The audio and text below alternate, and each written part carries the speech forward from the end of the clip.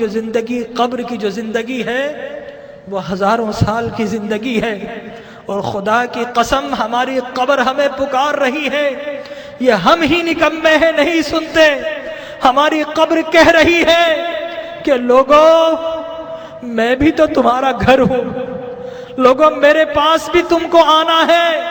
اے دنیا کے گھروں کو سجانے والوں، کبھی میری سجاوٹ کا بھی انتظام کیا ہے؟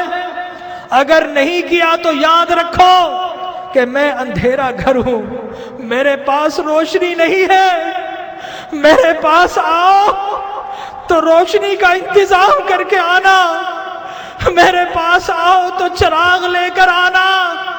ارے میں تو لوگوں کی پسلیوں کو بھیج دیتی ہوں، میرے پاس تو ڈسنے والے سانپ اور بچھو ہیں، میرے پاس تو اندھیرے ہیں۔ ہماری قبر پکار رہی ہے کہ لوگوں میرے پاس تو سنگریزے ہیں، میرے پاس تو تعفن ہے، پیپ ہے، پس ہے، میرے پاس آؤ تو انتظام کر کے آنا۔ خالی ہاتھ آئے تو پھر بڑا پچھتاؤ گے، میرے پاس آؤ تو ایک اعمال کا دیا ہاتھ میں لے کر آنا۔ لیکن ہمارا المیہ یہ ہے کہ ہم قبر کی پکار سننے کو تیار نہیں ہیں۔ جو بڑے ہیں وہ اپنے کاروبار میں مست ہے، جو جوان ہیں اپنی جوانی کی مستی میں مست ہیں، اس دنیا کی رنگینیوں میں مست ہیں، اور جو چھوٹے ہیں انہیں کوئی بتانے والا ہی نہیں ہے کہ اس دنیا کے بعد ایک اور دنیا بھی ہے، اس زندگی کے بعد ایک اور زندگی بھی ہے۔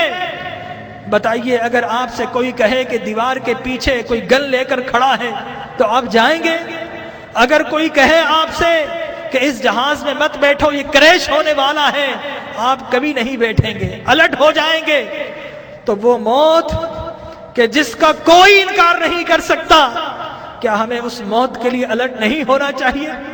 ہمارے نبی نے بتایا کہ لوگوں جو کچھ میں جانتا ہوں اگر تمہیں معلوم ہو جائے تو تم ہنسنا چھوڑ دو، تم رونا شروع کر دو، ہنسنا چھوڑ دو۔ لوگوں جو کچھ میں